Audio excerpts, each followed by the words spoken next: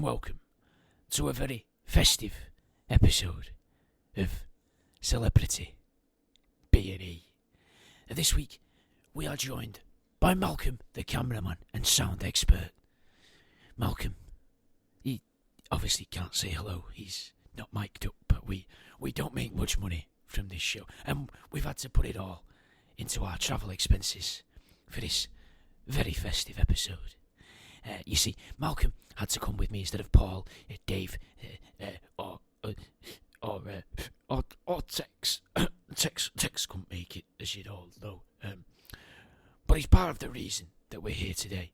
And Malcolm had to come and accompany me this time because, unfortunately, Paul and Dave doesn't have a passport, and Paul isn't actually allowed out the country due to his tag. And unfortunately, we're joined by, well, very fortunately actually, because it's our first sound engineer. Malcolm is here. He's obviously not mic'd up. We're not made of money, but we are here. And for those of you who haven't worked it out yet, or possibly seen what we've titled this very special festive episode, we're in Lapland. We're here at the big man's workshop.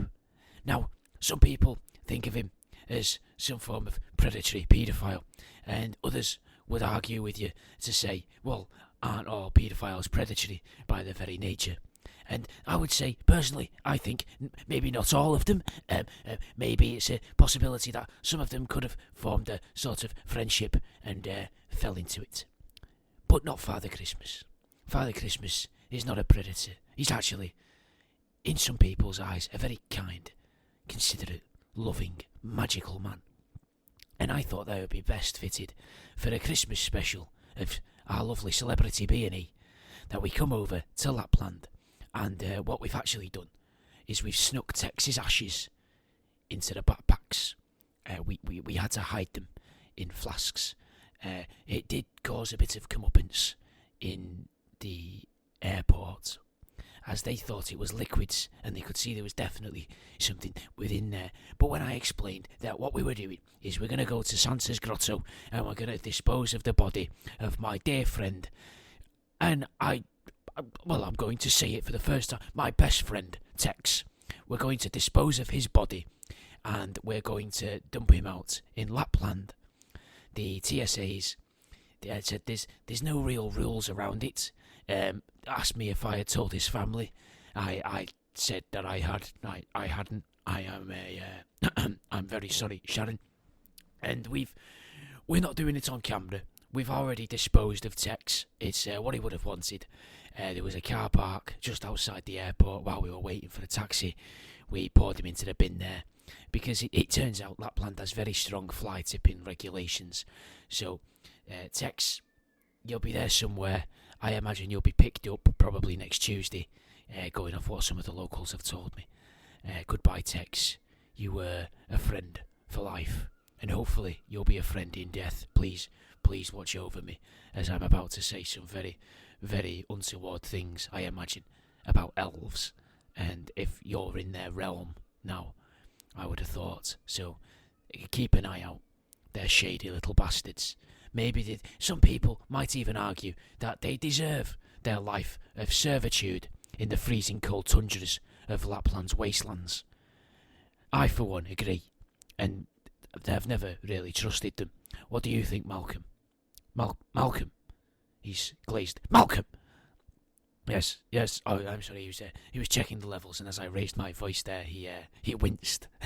Well, we'll do less of that. Now, we had to get the bus all the way to what is known as Santa's Grotto, and looking at it seems like a bit of a tourist trap. It's hard to believe that anybody would live here.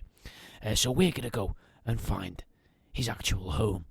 And it seems we've gone through the site, and there's this small, dilapidated building. The windows are dirty. Tells me the person who lives in there is a very busy man. Probably not Father Christmas's house, as all he has to do is torture a bunch of elves for 364 and a half days of the year. But, thinking about it, Mrs. Claus, hell of a rack on her, and I can't imagine she does much of the cleaning. That's not why you keep a woman like that around. So sorry for the pause there, we found our way in to this little shack. Well, I say little shack, it's like a 2 up, 2 down. It's not very nice. Maybe the dirtiest building we've ever been in, to be honest. A definite smell of must in the air. Dirty boots as well at the base of the stairs. So be on guard, Mal. There may be someone in the premises, but there might not be. Maybe that's just Mrs. Claus popping them there for any intruder to come in and think, oh, fucking Santa's knocking about. But we know he's busy. It's Christmas Eve. We've timed it to a T. He should be out and about. We've not seen a single reindeer. We haven't found his sleigh.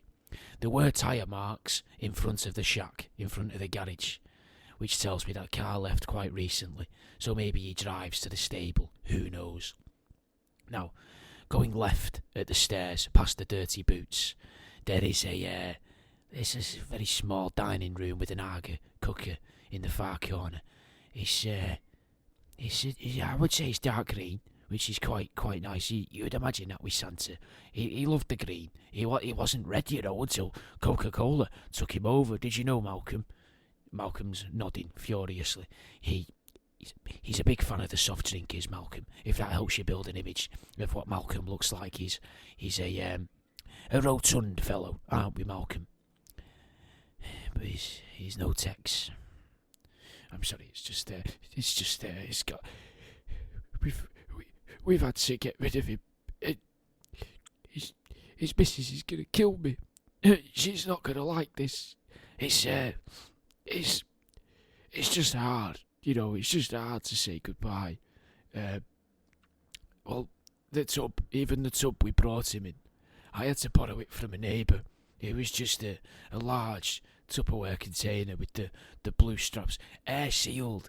You see, I was worried on the plane that the pressure of the cabin might cause the seals to pop, and luckily it didn't happen. I wish I'd just kept a little fucking spoon of him for myself. I really do. It's a bastard, that disease that took him. I don't remember what it was. I honestly, I can't remember. But it's a right bastard. There's nothing in the Arga. Sorry, for those of you who aren't watching the video version, I have just been rummaging around in the Arga. There was a padlock on one of them, and we couldn't get in it, but we could see from the other door, through behind that door. What's behind? Door number 2, locked on the Arga, is actually nothing, not even a Pyrex dish. Quite suspicious, if you ask me. I've never seen a padlock on an Arga door before. I imagine it's a Santa special. Very much like this is the Christmas special. Now, there's another little door here leading into a pantry. Inside the pantry, there are just tins, multiple tins, stacks and stacks of tins, chopped tomatoes, mushroom soup, minestrone soup. That looks like it. Is that a fruit cocktail with half the label ripped off? I think it is. I think that's a fruit cocktail with half the label. Malcolm, would you say that that's one of them Del Monte specials? Malcolm's shaking his head. Malcolm's never heard of the Del Monte special. You see, Malcolm's quite middle class. He never grew up Christmas Day, fruit salad for dessert. Never knew of the fruit cocktail. He never knew the pleasure of finding the little glacier cherry in the bottom of your bowl and teasing your siblings with it, going, "Oh, I've took your cherry. I've took your cherry, Diane. I've took your cherry." And your mum and dad laughing along, going, oh, look, the host of Celebrity B&E has took Diane's cherry. Oh, what a legend. It's a harsh memory, I suppose. Diane is also dead. She introduced me to Tex. I don't think I've ever told that story. So what was happening was Diane had to go live with some other adults for a little while. And on my way to go and find out where this was, because she was still going to the same school, you see. And I met her. Well, I say I met her. I was waiting outside for her to see who took her home. And that's where we met, me and Tex. Obviously, as you know, Tex, much older gentleman. And he was waiting there on the bench. And he said, "Oh, first time." And I didn't know what it meant at the time. And I thought, oh, Yes, this is my first time. Looking back, I think he meant, is this my first time meeting you? And I agreed. It is my first time. Lovely to meet you. I am the host of Celebrity B&E. And he said, I know your work. I love your work. Actually, I'm a bit of a dab handy getting into places I shouldn't be in myself. I'll be honest with you. There's a lot of places I've been in. There's a lot of things I've been in and been into that most of the population would say, oh, you shouldn't be doing that. And I thought to myself, well, I don't want to say he's the man of my dreams. I'm not that way inclined. But as far as best friends go, I think we had a lot in common. Well, I thought we did. But some of the stuff he was into, it turned out, was not my cup of tea. And I liked having him round because it meant that I knew he wasn't up to the other, which was very important to me, especially in the later years, especially with his wife. She started to discover things, and I didn't want her to know. I'd kept it all to myself, but she started to discover things, and I was like, oh no, we can't let his memory be tarnished.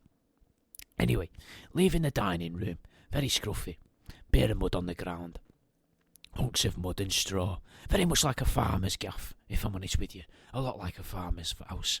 The tiles, I imagine, were white, now more of like a off shade of white, probably from the trampled in filth that's been brought in. Now, going back to the stairs, past the boots are still there, Malcolm. You keep an eye on them fucking boots. If they move, we're out of here. Hey, I'm not learning what these Laplander police are like. Not now, not ever. Especially at Christmas. Breaking into Santa's grotto at Christmas. Are you mental? They'll kill us. Through this door here. Oh, there's a lovely open fire. It smells like it's been burnt quite recent. It smells, I think he's been burning you in here. I would say so.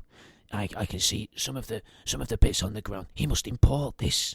This must be imported timber. Then again, magical creature, isn't he? Tulpa, possibly.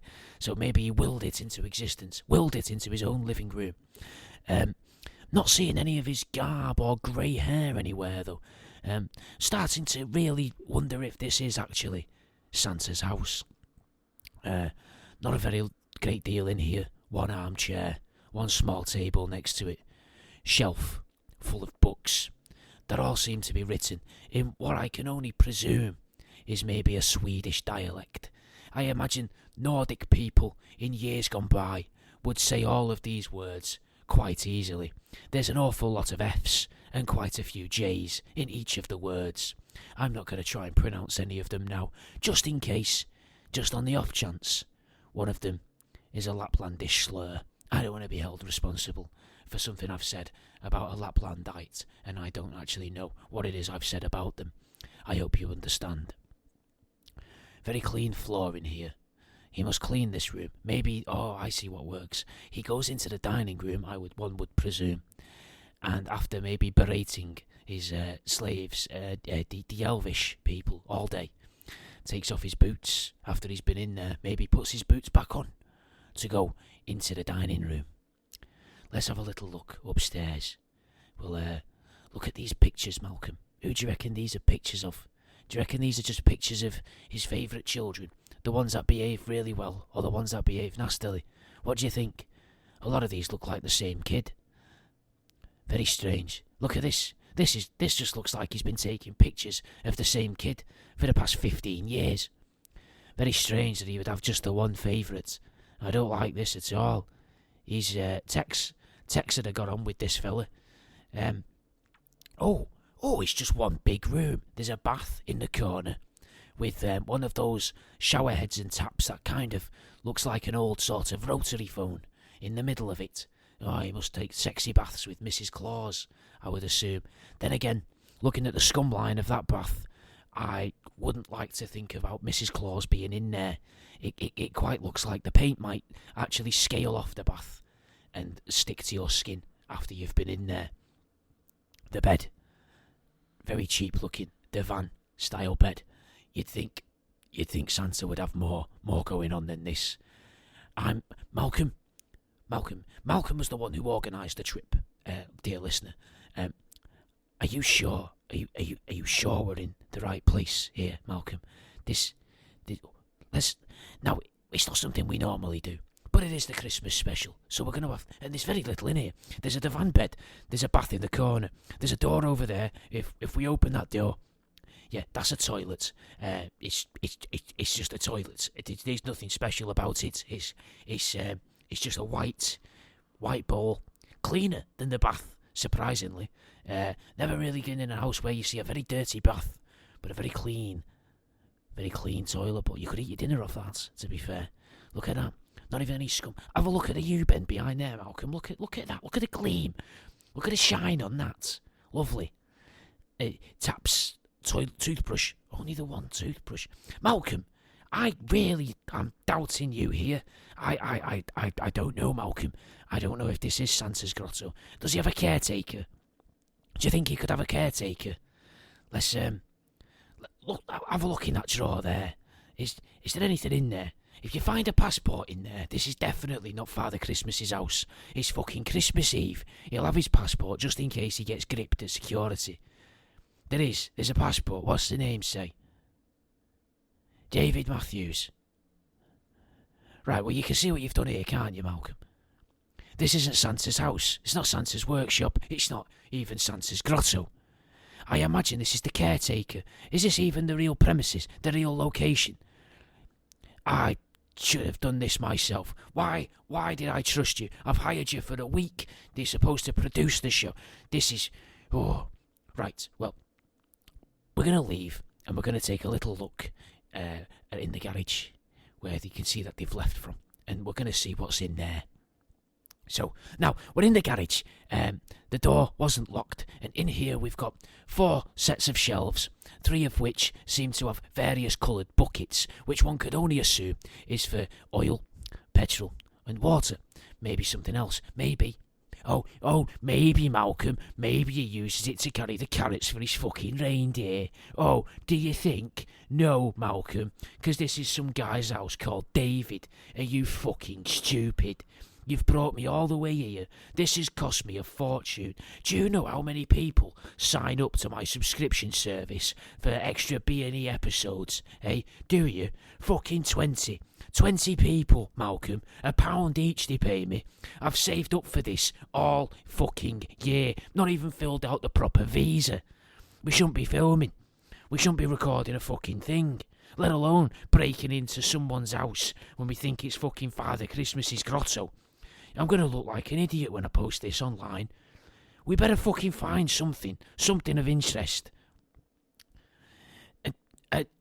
Well, we paused again there, ladies and gentlemen, dear B&Eers.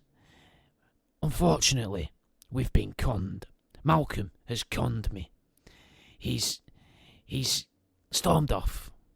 I've got no idea if the levels of this are even going to be working effectively.